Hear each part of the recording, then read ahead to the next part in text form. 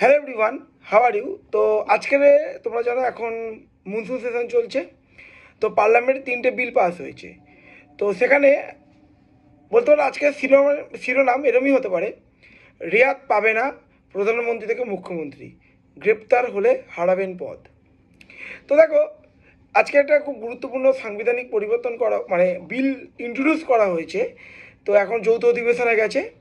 কোনো মুখ্যমন্ত্রী হোক কিংবা কোনো রাজ্যের বা কেন্দ্রের সরকারি মন্ত্রী, এমনকি প্রধানমন্ত্রী, সেই ব্যক্তি পদে থাকাকালীন গুরুতর অভিযোগে গ্রেপ্তার হলে 30 দিন জেলবন্দি থাকলে তার পদ থেকে তিনি বহিষ্কার হবেন, পদত্যাগ করতে হবে। আচ্ছা, কততম অ্যামেন্ডমেন্ট আনা হয়েছে? 130 কনস্টিটিউশনাল অ্যামেন্ডমেন্ট অ্যাক্ট 2025। এই আইন থেকে ছাড় পাবে না কেন্দ্রীয় শাসিত অঞ্চলের মুখ্যমন্ত্রী, ওকে, যেমন পুডুচেরি, জম্মু অ্যান্ড কাশ্মীর। তো আজ 130তম সংশোধনী বিল পেশের মধ্য দিয়ে 239A ক্লজ এ সাবক্লজ এ অনুচ্ছেদের মধ্যে 5A ধারা যুক্ত করতে চলেছে কেন্দ্রীয় মন্ত্রী, করেছেন কেন্দ্রীয় স্বরাষ্ট্রমন্ত্রী অমিত শাহ। ঠিক আছে।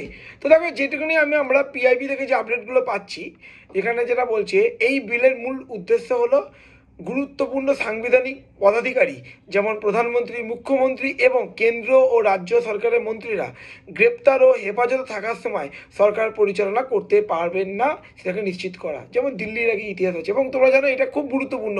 ধরো আমরা একটা কম্পিটিটিভ পরীক্ষা দিচ্ছি, আমাদের পুলিশ ভেরিফিকেশন হয়, ঠিক আছে? তো প্রপারলি এর নামে কোনো জেল কেটেছে কিনা, কোনো ক্রিমিনাল রেকর্ড আছে কিনা, তাহলে পলিটিক্সে হবে না কেন? রাজনীতিতে আমি সবাই চায় একটা ডেমোক্রেটিক কান্ট্রিতে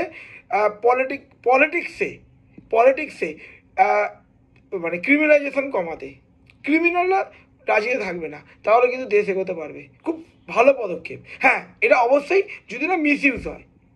ঠিক আছে। বিলের বিধান অনুযায়ী যদি কোনো মন্ত্রী বা প্রধানমন্ত্রী বা মুখ্যমন্ত্রী গুরুতর ফৌজদারি অপরাধে গ্রেপ্তার করে একটানা 30 দিন হেফাজতে রাখা হয়, উক্ত অপরাধের জন্য কমপক্ষে 5 বছর বা তার বেশি মেয়াদের কারাদণ্ড হওয়ার সম্ভাবনা থাকে, তাহলে 31 দিনে তাকে পদ থেকে সরিয়ে দিতে হবে। এই বিলে আরও একটি গুরুত্বপূর্ণ দিক হলো, এই বিলের আওতায় প্রধানমন্ত্রীকেও আনা হয়েছে। ঠিক আছে। তো এই বিলের দুর্নীতিমুক্ত রাজনীতি ও জনজীবন নৈতিকতা সততা ফিরিয়ে আনতে এটা মেন লক্ষ্য, এটাই হলো মেন লক্ষ্য। ঠিক আছে। তো এরকম আপডেটসের জন্য চ্যানেলটি লাইক করো, শেয়ার করো, সাবস্ক্রাইব করো।